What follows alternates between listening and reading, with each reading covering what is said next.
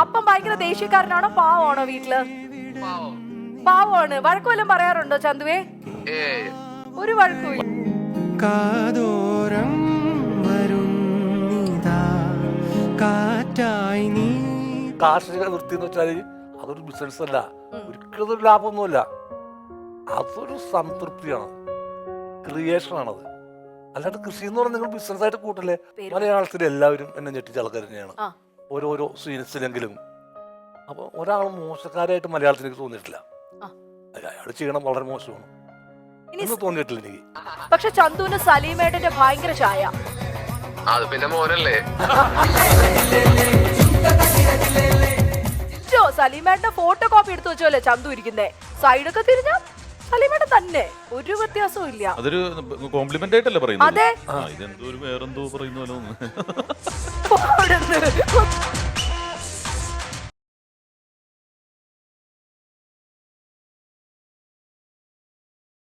എന്നാലും ചന്തുവിൽ ഈ ഒരു കഴിവുണ്ട് എന്ന് സലീമേട്ടൻ ഒറ്റയ്ക്ക് ഒരു സെന്റർ ചെയ്ത് ചെയ്യാൻ പറ്റും എന്നൊക്കെ സലീമേട്ടൻ അന്നേ തോന്നിയിരുന്നോ? അല്ല, ഞാൻ അവനെ LLB പഠിക്കാനാണ് വിട്ടത്, വക്കീലാവും. അപ്പോൾ MA കഴിഞ്ഞപ്പോൾ അവൻ പറഞ്ഞ് എനിക്ക് LLB കയറണം എന്ന് പറഞ്ഞു. ഓ സന്തോഷം.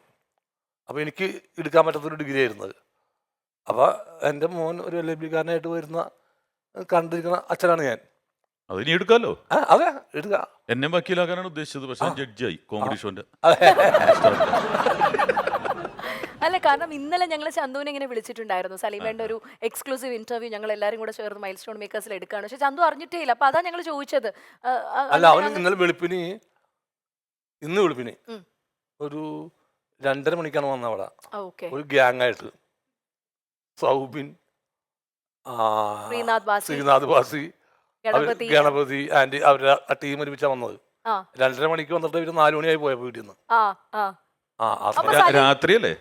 രാത്രിയുടെ കാര്യം ഉച്ചക്ക് 2:30 രാത്രി 2:30 വന്നിട്ട് 4 മണിക്കാണ് അവര് പോയത്. നല്ല സമയമുള്ള സംസാരിക്കാനൊക്കെ വന്ന് സംസാരിച്ചു. അത്ര നേരം അവര് പാചകമൊക്കെ ചെയ്ത്, ആഹാരമൊക്കെ കഴിച്ച് പാചകം ചെയ്ത്. സലീമേട്ടൻ എനിക്ക് തോന്നുന്നു അതിനൊക്കെ ഭയങ്കര ഓപ്പൺ ആണ് അല്ലെ? അങ്ങനെ റെസ്ട്രിക്ഷൻ ഒന്നും ഇല്ല. പിടിച്ചോക്കും ഇറങ്ങി പോവുള്ളൂ. അങ്ങനത്തെ ഒരു എന്തോരം പിടിച്ചു വെച്ചാൽ തന്നിട്ട് വല്ല രക്ഷ കിട്ടി. സലിയപ്പന്റെ പിന്നാലെ പോയി. ഞാനും നോക്കുമ്പോ ഇപ്പൊ എല്ലായിടത്തും ചീഫ് ഗസ്റ്റ് ടിൻചേട്ടനാണ്. ഇന്നലെ ഏതോ കൃഷി വിതയ്ക്കുന്നതിന്റെ ഗസ്റ്റ് ലിസ്റ്റിലും കണ്ടു. അതാ ഞാൻ പറഞ്ഞത്, ആ കൃഷി സ്ഥലത്ത് നിന്നപ്പോൾ അവിടെ സംസാര വിഷയം സലീം കുമാർ തന്നെയാണ്. കാരണം അവിടുത്തെ ഏരിയ സെക്രട്ടറി പറഞ്ഞത്, കൃഷിനെ കുറിച്ച് പറഞ്ഞപ്പോൾ സലിയപ്പൻ തമിഴ്നാട്ടിൽ കൃഷി നടത്തുന്നുണ്ട്, അവിടുത്തെ ഇങ്ങനെ പച്ചയോടുകൂടി നിൽക്കുന്ന വെണ്ടക്ക കണ്ടപ്പോൾ പറിച്ചു തിന്നാൻ പോയപ്പോൾ അയ്യോ അത് കഴിക്കരുത്, വിഷമടിച്ചാണ്, അത് കേരളത്തിനോട്ടുള്ളതാണെന്ന് പറഞ്ഞു സലിയപ്പൻ പറഞ്ഞു. സലിയപ്പനോട് പുള്ളി പറഞ്ഞു.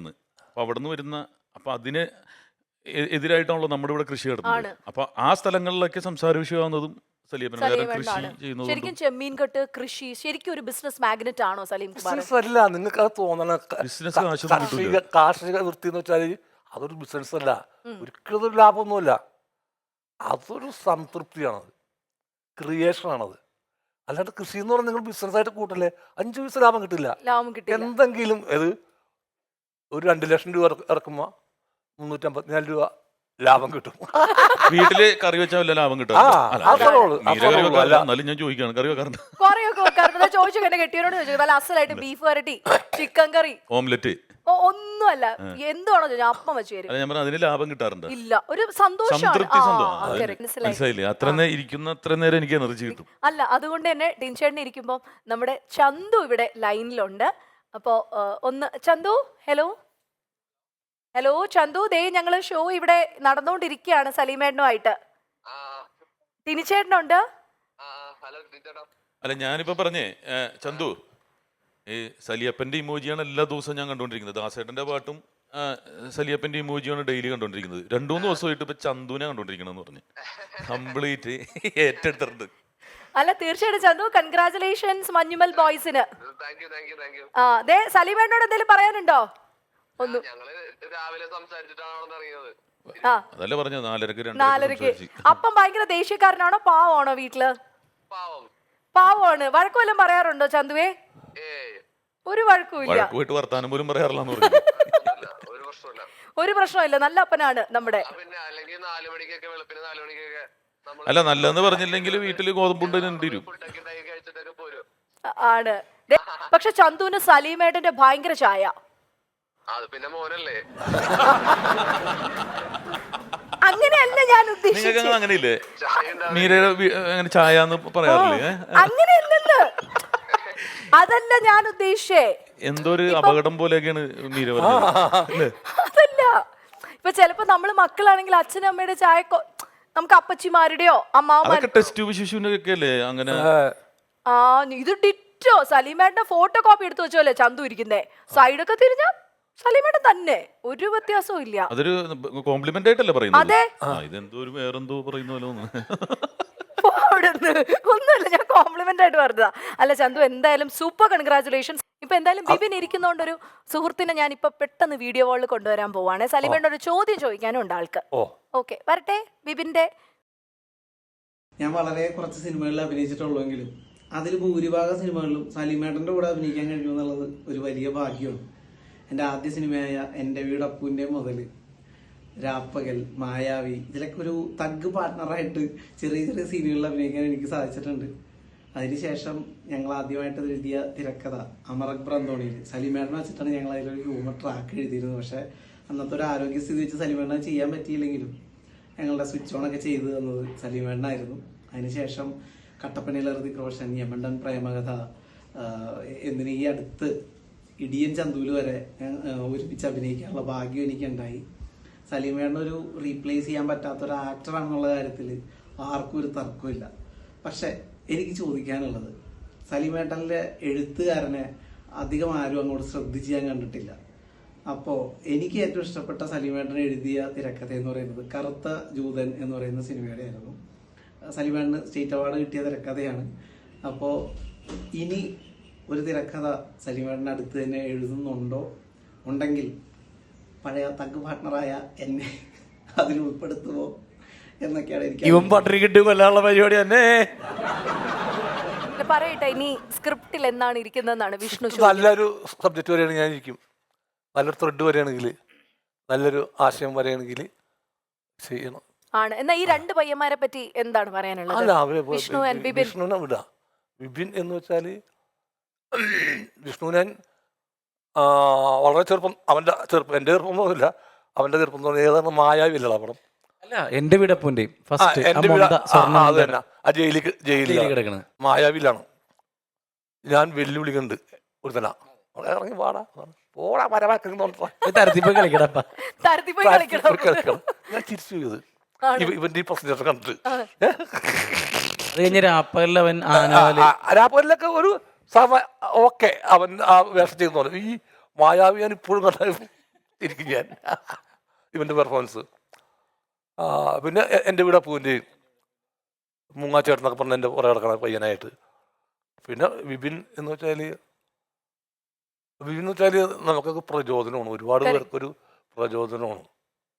അവൻ്റെ ഈ വളർച്ച എന്ന് വെച്ചാൽ ഒരുപാട് പേർക്ക് അത് ഇനിയും ഉയരങ്ങളിലേക്ക് തന്നെ വരുള്ളൂ. അത് ഒരുപാട് പേരുടെ പ്രാർത്ഥന ഉണ്ടാവും അതിനകത്ത്.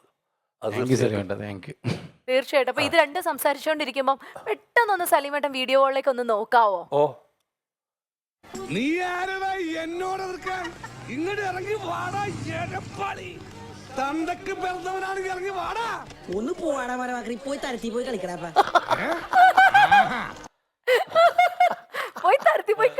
ഭയങ്കര ടൈമിങ്, ഭയങ്കര അസാധ്യ പ്രകടനം. ഇതുപോലെ ഞാൻ പറഞ്ഞത് സെറ്റിൽ ഇങ്ങനെ ചിരിച്ചു പോയ ഏതെങ്കിലും പെർഫോമൻസ് ഉണ്ടോ സലീമേട്ട? കാരണം ഒരുപാടുണ്ട് പറയാനായിട്ട്. അങ്ങനെ പെട്ടെന്ന് നിങ്ങൾ പറയാ ഒരുപാടുണ്ട്. ഇപ്പൊ വിഷ്ണുവിനെ കുറിച്ച് പറഞ്ഞു ഇങ്ങനെ സംഭവം ഞാൻ ഇത് ഓർത്തത്. എന്നാൽ ഇന്നസെന്റ് സാറുമായിട്ടോ ഒരുപാടുണ്ടെന്നേ, ഒരുപാട്. ഈ ഏറ്റവും കൂടുതലേ നമ്മൾ എഴുതുന്ന സമയത്ത് ഗുണം കിട്ടുന്ന ഒരു കാര്യം എന്ന് വെച്ചാൽ, സലീമേട്ട സത്യം പറയാലോ, ഒരു ക്യാരക്ടർ ഇപ്പൊ സലീമേട്ടനെ കണ്ടിട്ട് നമ്മൾ എഴുതുകയാണെങ്കിൽ അത് വളരെ എളുപ്പത്തിൽ നമുക്കത് റെൻഡർ ചെയ്യാൻ പറ്റും. അത് എവിടെയാണോ കുറിക്ക് കൊള്ളേണ്ടത് അത് കൊള്ളുകയും ചെയ്യും. അതൊരു വലിയ അല്ല, അതങ്ങനെയാണ്. എന്നാലും വിപിൻ, ഞാൻ പറഞ്ഞു നമ്മുടെ ഉള്ളിലൊക്കെ ഒരു ആരാധകനുണ്ട് സലീമേട്ടനോട്. ഈ കോമിക് റോൾസ് അത്രയും ചെയ്തിട്ടുണ്ട് മലയാളത്തിൽ. ഏറ്റവും വേഴ്സറ്റൈൽ കൊമേഡിയൻ കൂടിയാണ്. ഏറ്റവും വിപിന് ഭയങ്കരമായിട്ട് ഇഷ്ടപ്പെട്ട ഒരു കുറേ ഉണ്ടെന്നറിയാം, എന്നാൽ ഒരെണ്ണം പറയാൻ പറഞ്ഞാൽ ഏതെടുത്ത് പറയും? എക്സ്ട്രാ ഓർഡിനറി എന്ന് പറയുന്നത് മായാവിയിലെ സ്രാങ്ക് തന്നെയാണ്. അതായത് നമ്മൾക്ക് ബഹുമാനം, അതായത് നമ്മൾ തിയേറ്ററിൽ നിൽക്കുമ്പോൾ ദൈവമേ അവിടെ നിന്ന് പൊളിക്കുകയാണല്ലോ എന്ന് പറയില്ലേ, നിന്ന് പൊളിച്ചിട്ട് എന്താ പരിപാടി എന്ന് തോന്നുന്ന പ്രകടനം അതാണ്. പിന്നെ ചെറിയ സീനാണെങ്കിലും നരനില്ലേ, നരൻ എന്ന് പറഞ്ഞ സിനിമയില് എന്താന്നറിയില്ല, എനിക്ക് ഭയങ്കര ഇഷ്ടം. എന്നിട്ട് മറ്റേ വഞ്ചിയിൽ തിരിച്ചു പോവാണ്. അതായത് ലാലേട്ടനെ തല്ലാനുള്ള കൊട്ടേഷൻ ലാലേട്ടൻ്റെ കയ്യിൽ നിന്ന് കാശ് വാങ്ങിയിട്ട് ഇവർ തല്ലി നടപടി ആവാണ്ട് തിരിച്ചു പോവാണ്.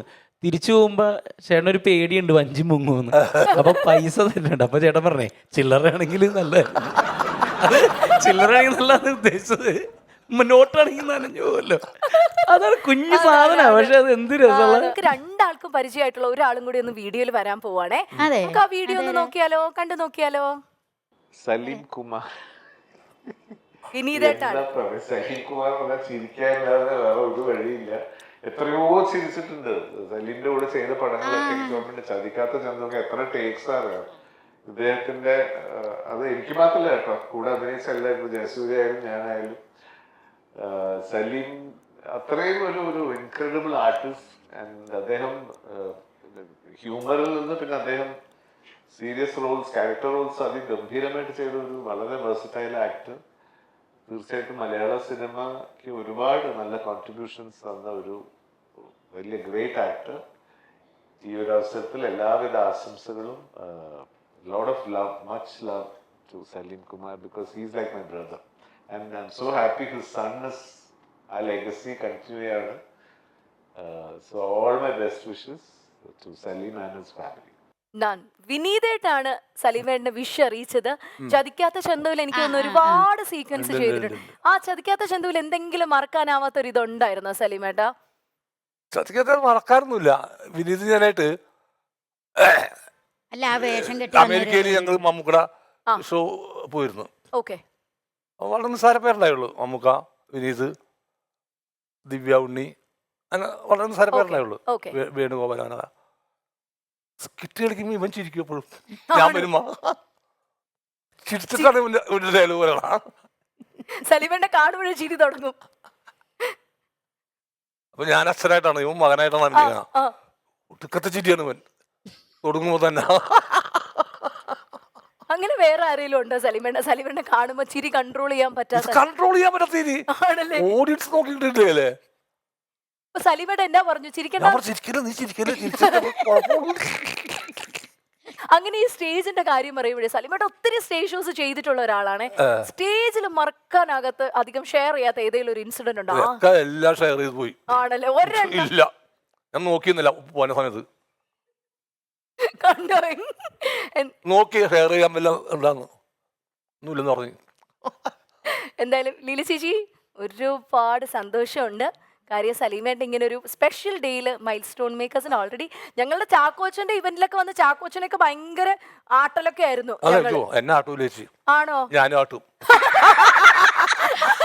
അതപ്പോ ഒരു സ്റ്റെപ്പ് മുന്നേ നിക്കായാട്ടാ, അതുകൊണ്ട് ഞാൻ ഇവിടെ കുറച്ചു. അയ്യോ സത്യം കേട്ടോ ചേച്ചി, ഇത്ര അച്ചടക്കത്തോടെ എനിക്ക് തോന്നുന്നു ഇരിക്കുന്ന സലീമേട്ടൻ അടുത്താ. എന്താ അറിയാമോ, ആട്ടെന്ന് വെച്ചാ ചേട്ടനോട് പറയും, ചേച്ചി ആ പടത്തിൽ ചാക്കോച്ചന്റെ വീട്ടിൽ ആ വേഷം ചെയ്തേ, ഇതിന്മേ തുടങ്ങുള്ളൂ. പുലിവൽ കല്യാണത്തില് എന്നോട് ഞാനായിട്ടുള്ള വേഷം ചെയ്യാൻ പറഞ്ഞാൽ അത് അപ്പൊ തന്നെ ഇവിടെ പെണ്ണുങ്ങൾ കുളിക്കാൻ പെട.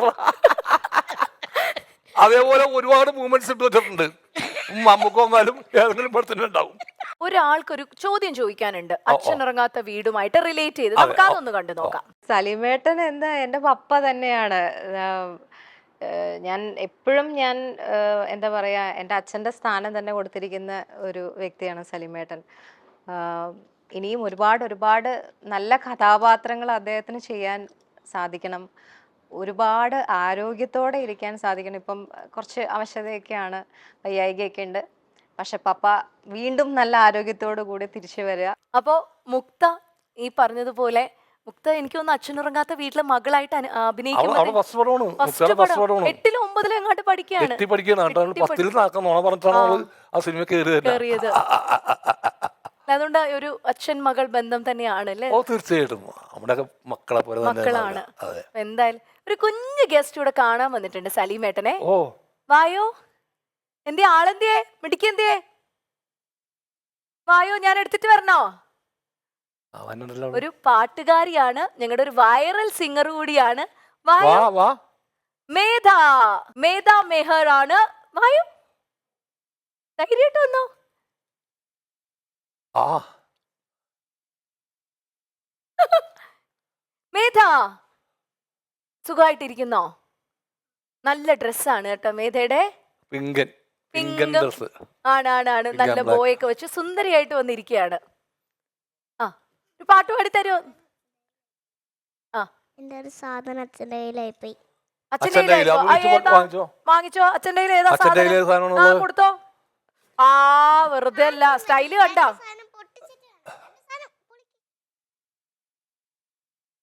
ആ ആ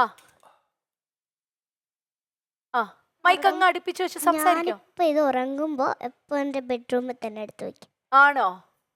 ഓക്കെ. ദേ, അങ്കിളിന് വേണ്ടിയിട്ട് ഒരു പാട്ട് പാടി കൊടുക്കുവോ? ആ, വൈറൽ സിംഗർ ആണേ, സലീമേടിന് വേണ്ടി ഒരു പാട്ടൊക്കെ ഒന്ന് പാടാനായിട്ട്. ഒരു പാട്ട് പാടി നമുക്കൊന്ന് കാണാവോ? കണ്ണാടിയൊക്കെ വെച്ചോ? ഞാൻ വെച്ചാ മതിയോ? അല്ലെങ്കിൽ ഞാൻ വെക്കും. ആ, പിന്നെ വെച്ചോ. ആദ്യം തന്നെ സൂപ്പറായിട്ട് വെച്ചോ. ആ, കൊള്ളാലോ. എങ്ങനെയുണ്ട് സലീമേട്ടാ? കാണിച്ചു കൊള്ളാം കൊടുത്തേ. കൊള്ളാം, നന്നായിട്ടിരിക്കുന്നു. പാട്ട് പാടിക്കോ.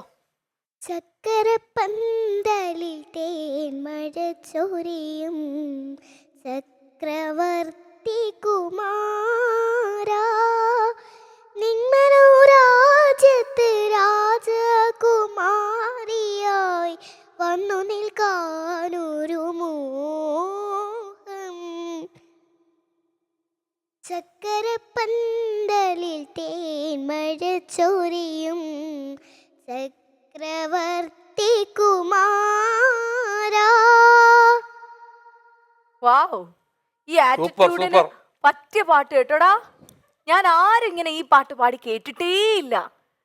ഓ, ഞാൻ പുതിയ വല്ല നമ്മുടെ കാവാലയെ വല്ല പാടുന്ന പ്രതീക്ഷയായിരുന്നു ഇരുന്നേ. എന്താ ചോദിക്കാനുള്ളത് സലീം അങ്കിളിനോട്? മൈക്കില്. എന്താണ് ചോദിക്കാനുള്ളത്? ആ, പേടിക്കണ്ട, ധൈര്യമായിട്ട് ചോദിച്ചോ. ആ, ഒരു മിനിറ്റ് ഒന്ന് ആലോചിച്ചോട്ടെ, ആലോചിക്കണം. കുട്ടി ഒന്ന് ആലോചിച്ചോട്ടെ. നാഷണൽ അവാർഡൊക്കെ കിട്ടിയ ഇന്ത്യയിലെ ഏറ്റവും മികച്ച നടനാണ് സലീം അങ്കിള്. അറിയാം. നമുക്കറിയാം. നമുക്ക് എന്ത് ചോദിക്കണം ആലോചിക്കണം അവള്. ആ, ഇങ്ങനെ നേരിട്ട് പെട്ടെന്ന് കണ്ടപ്പോഴേ സലീം അങ്കിളിനെ, അതാണ്. ഓ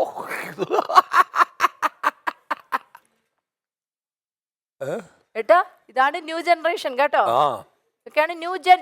യോ, എന്തിനെ പറ്റിയാ മോള് ചോദിക്കുന്ന? സിനിമ, സാമ്പത്തികം, സംസ്കാരം, അങ്ങനെ എന്തെങ്കിലും? റെഡിയായി 5 സെക്കൻഡ്. ഓക്കെ. അങ്കിൾ ഒരു ഇന്റർവ്യൂ പറഞ്ഞിട്ടുണ്ടല്ലോ ഞാൻ ദൈവവിശ്വാസിയല്ലാന്ന്. ആ, സത്യാണോ? സത്യമാണ്. സത്യാണെന്ന്. അത് ഒരാള് വിശ്വസിപ്പിച്ചതാണോ? എന്തോ ഒരാള് വിശ്വസിപ്പിച്ചതാണോ? വിശ്വസിപ്പിച്ചതാണോ ആൾക്കാര്? ആളുകൾ വിശ്വസിപ്പിച്ചതാണോ? അല്ല, എനിക്ക് സ്വയം വിശ്വാസം വന്നാണ്.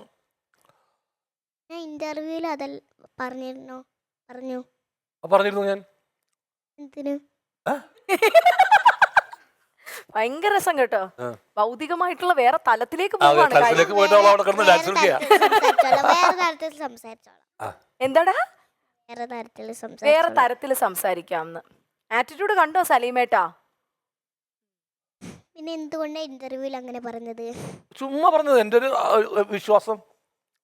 വിശ്വാസം അതല്ലേ എല്ലാം. ആ, ഇനി വേറെ ഏതെങ്കിലും ചോദ്യം ഉണ്ടോ? ഇന്റർവ്യൂല് എന്തിനാ അങ്ങനെ പറഞ്ഞത്? ചുമ്മാ പറ.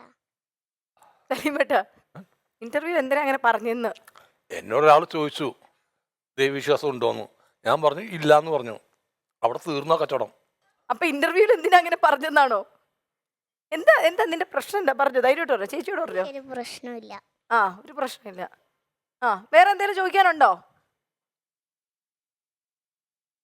അങ്കിളിന്റെ ആന്റി ഇവിടെയുണ്ട്. ആന്റിനോടൊന്നും ചോദിക്കണ്ട. വൈഫ്. ആന്റിനോടൊന്നും ചോദിക്കണ്ട. ആന്റി അവിടെ നിന്നോട്ടെ. ആരാ? വൈഫ് ദേ സുനിത ആന്റി ഉണ്ട്. അമ്മ, അതായത് ചന്തുവിന്റെയൊക്കെ അമ്മ ഇവിടെ ഉണ്ട്. സുനിത ആന്റി ഒന്ന് ടാറ്റ കാണിക്കോ മോളൊന്ന്. ആ, സലീമേട്ടന്റെ വൈഫ്, ഭാര്യ. കണ്ടോ? ഭയങ്കര സ്വീറ്റ് ഒരു ആന്റിയാണ്. സലീമേട്ടാ, എനിക്ക് തോന്നുന്നു സലീമേട്ടന്റെ ഏറ്റവും വലിയൊരു പാർട്ട്ണർഷിപ്പ് എന്ന് പറയുന്നത് സുനിത ചേച്ചി ആയിട്ടാണല്ലേ? ആ. അയ്യോ ചേച്ചി, അപ്പൊ ആന്റിക്കും അങ്കിളിനും വേണ്ടി ഒരു പാട്ട് ഡെഡിക്കേറ്റ് ചെയ്യോ മോള്? ഒരു പാട്ട് പാടുന്നു നീ. ആ, പൂന്തേനരുവേ പൊന്മുടി പുഴയുടെ അനുജത്തേ നമുക്കൊരേ പ്രായം നമുക്കൊരേ മോഹം നമുക്കൊരേ ദാഹം പൂന്തേനരുവേ.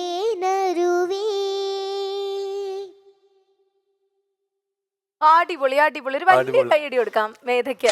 ഈ ഒരു ചെറിയ പ്രായത്തിൽ എന്താണ് ഈ പഴയ പാട്ടുകളാണോ മോൾക്ക് ഇഷ്ടം? വിചാരിക്കുന്നുണ്ടോ എന്താ ആക്കുന്നതെന്ന്? ആന്റി ഇങ്ങനെ ആക്കുന്നതോ? എന്താന്ന് വിചാരിക്കുന്നുണ്ടോ? എന്നാ അത് എന്തുകൊണ്ടാക്കുന്നേ? ആ. ഇപ്പൊ ഇതുവരെ വിചാരിച്ചില്ല, വേണമെങ്കിൽ വിചാരിക്കാം. എന്തുകൊണ്ടാക്കുന്നേ? ദശ വളർന്നിട്ട് ദശയുണ്ട് ഇവിടെ. അതല്ലാതെ വേറെ ഒന്നുമില്ല. ഞാൻ അങ്ങനെ ആക്കുന്നാന്ന് വിചാരിക്കരുതേ. ഇല്ല, ഒരു കുഴപ്പമില്ല. ചേച്ചിക്ക് ഇഷ്ടമായി. നീ ഇന്നത്തെ കാലത്തിന്റെ ആളാണ്. കൊള്ളാം, അടിപൊളി കേട്ടോ. കുറച്ച് ഓവറായാലും എല്ലാവരും ശ്രദ്ധിക്കുള്ളൂ. ഓക്കെ, അടിപൊളി. കൈയടി കൊടുക്കാം. സൂപ്പർ. ഓക്കെ, അച്ഛൻ എന്തിയേ?